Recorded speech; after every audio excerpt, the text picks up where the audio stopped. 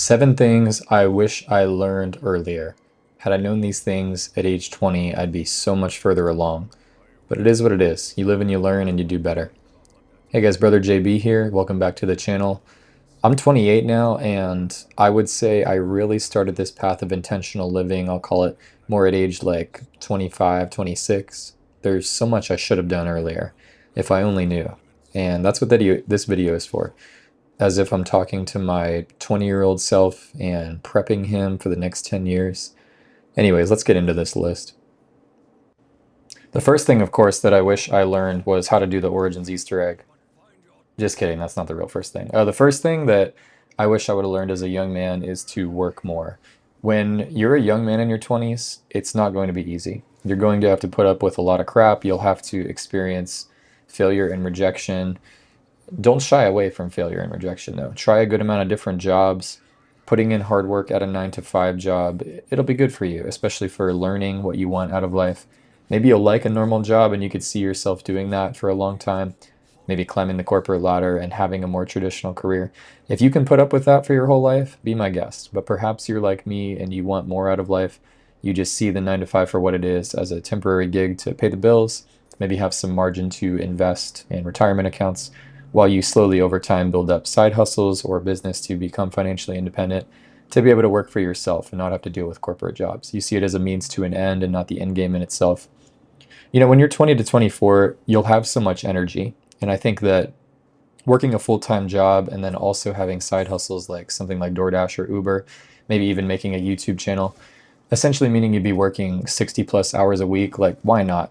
When you're 20 and you're alone most of the time, like, there's so much that you could be doing in your free time, spending it better than being out in the bar or being out at clubs and stuff on the weekend. You might as well while you have some freedom in your time. Later in life, when you factor in marriage and kids, you'll wish you put in a lot of work earlier to make those later years easier. Number 2 on the list today is kind of in the same vein, but it's the defense to your offense, consuming less. You want to live frugally. When you get your first job and it pays 30,000 a year, 40,000 a year, whatever, that does not mean you can afford a $30,000 car. We live in a world that is so consumerism minded, but let me break it to you. Whatever you see on social media, like, it's not real life. Young 20-somethings driving luxury cars, that's not the norm. That's not real life for most people. That's debt. Stay out of consumer debt at all costs. If you do get credit cards, pay them off, never carry a balance month to month. If you have to drive a beater car in your 20s, no one really cares. Everyone will expect you to be poor anyway. If you have the opportunity to still live with your parents when you're in your 20s, or you have some other kind of cheap living situation with roommates, use that time. Take advantage of that to save, I'd say, at least like 25% of your income, if not 50% if you're able to. Beware of lifestyle inflation. You don't need designer clothes. You don't need watches and tattoos and fancy trips and nights out. Definitely don't be going to strip clubs. All that's a huge waste of time. Number 3 on the list is to stop idolizing women. Perhaps the biggest battle a young man is going to face in his life is lust. I think lust causes you to idolize women and put them on a pedestal that they should never be on in your life. A woman is not meant to be the center of your life, the center of your attention. If your whole identity is built around her, she will not respect you, and you won't respect yourself either. When you're a young man, women generally aren't going to like you. You're going to be goofy and inexperienced and insecure. Women like a man who knows what he wants, who shows confidence and strength and knows how to provide and lead in a relationship. And for men, these attributes usually are developed over time through years of hard work and focus. A woman's best years are usually around 18 to 28, whereas a man's peak is from about 28 to 38 roughly. Sure, you can go on dates and get experience talking to women, get rejected, learn from it, but don't waste too much time. Don't be simping. You also don't want to make the mistake of getting married too young and later finding out it was the wrong woman because you made the decision purely out of lust. You told yourself it was God's will, but really it was just you being immature. And a divorce could really wreck you. Think about that. Financially, mentally, everything. If you're worried about not being married by, say, 28, 30, like, it's okay, man. You have plenty of time. It's not that uncommon for young women, like 25-year-old women, to date men who are in their 40s and 50s even. You have plenty of time.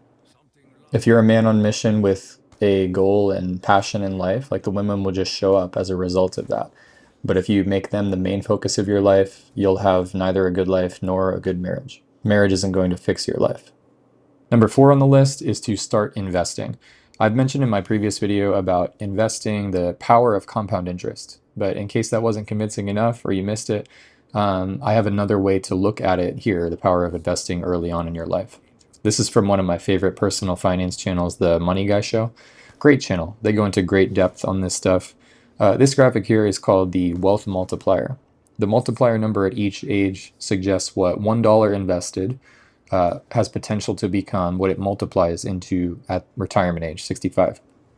Their numbers are based on a 10% return, but gradually going down to 6% return as you age, lowering every year slowly, which is realistic because typically you invest more conservatively as you get older. Each dollar at age 20 you invest is worth over $88 at retirement. But if you wait until 25, that multiplier cuts in half to 44, which is still good, but not nearly as powerful. And then by 30, it's 23x. And you can also see the dollar amount you would need to invest per month to reach $1 or $2 million, depending on what age you start at. You could also think just in terms of like lump sum and then multiply that by your wealth multiplier at the age. Like I said in the previous video, I think a very attainable, viable goal for everyone is 100,000 invested at age 30. I'm almost there at age 28, and hopefully I make it this year. We'll see what the stock market does. But let's say 100,000 at 30 as a lump sum, your multiplier is 23. That's $2.3 million you'll be having at retirement without adding anything more to the $100,000 lump sum that you have at 30. And what if you're an absolute legend and can manage to invest 100,000 at 25? Then you'll have $4.4 million at retirement. That's incredible.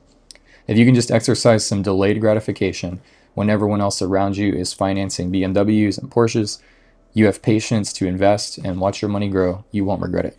Just a few years of sacrifice, throwing your money into a basic S&P 500 index fund, getting average returns, and you could be set for life. You don't need 10x overnight in crypto meme coins. You're playing the long game. I did start investing at roughly 24, 25, but I lost a lot of money in crypto. I wish I learned the basic simple investing earlier at like age 20. I'd be so much better off. I wish they taught this stuff in schools, man, but they just want you to be poor forever.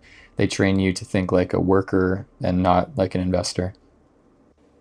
Number 5 is simply to take better care of yourself. Health is pretty much everything.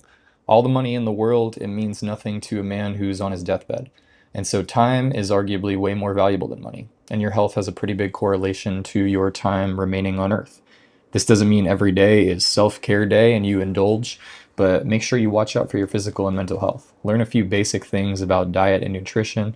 There are lots of different opinions out there on diet. I personally loosely follow an animal-based diet. Lots of healthy fat and protein with foods like grass-fed steak, pasture-raised eggs, good quality carbs in the form of organic fruit and honey, berry smoothies with raw dairy, things like milk and kefir, maybe the occasional white rice, sourdough, potatoes, things like that. Whatever diet you find works for you. I think a couple things that everyone tends to agree on in the health space. First of all, that ultra-processed food is horrible. Ultra-processed basically is exactly what it sounds like. Anything that is so processed that it can't even be recognized as food, shouldn't even deserve to be called food. If your grandma wouldn't recognize it as food, it's probably ultra-processed, and you probably shouldn't eat it either. Protein is incredibly essential. That's another thing. You may want to get 1 gram per pound of body weight every day. That's a good rule of thumb.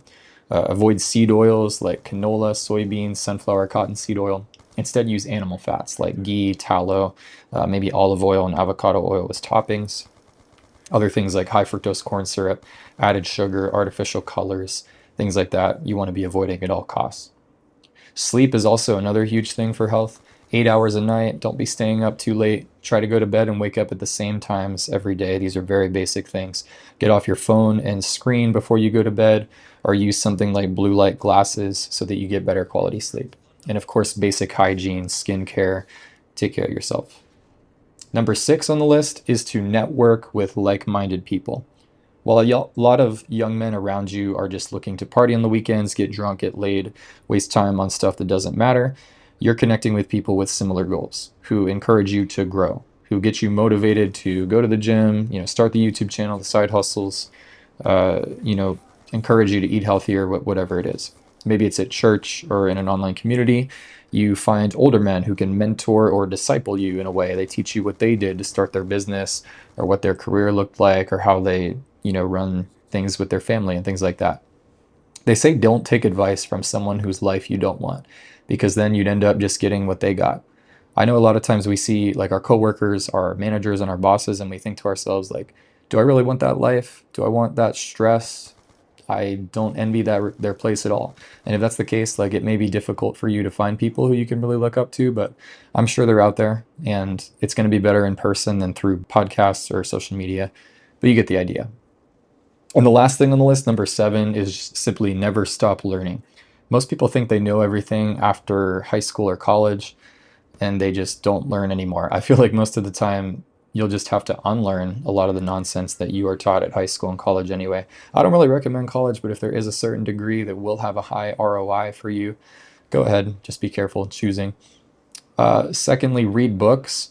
Start with the book of books, aka the Bible. Whether you're a Christian or not, the Bible is full of wisdom and knowledge and history.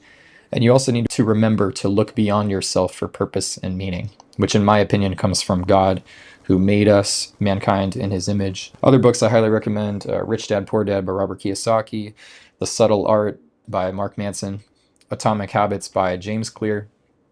There's also a lot of great podcasts out there, and I don't need to tell you, there's plenty and too many to count. So that pretty much sums up everything I wish I knew at age 20 that I've had to learn the hard way by experience over the years. I hope you guys benefit from this content as you seek to better yourself and live an intentional life full of purpose and meaning. If you guys enjoy this content, be sure to like and subscribe, and also comment down below the hard truths that you've had to learn over the years that you would tell your younger self.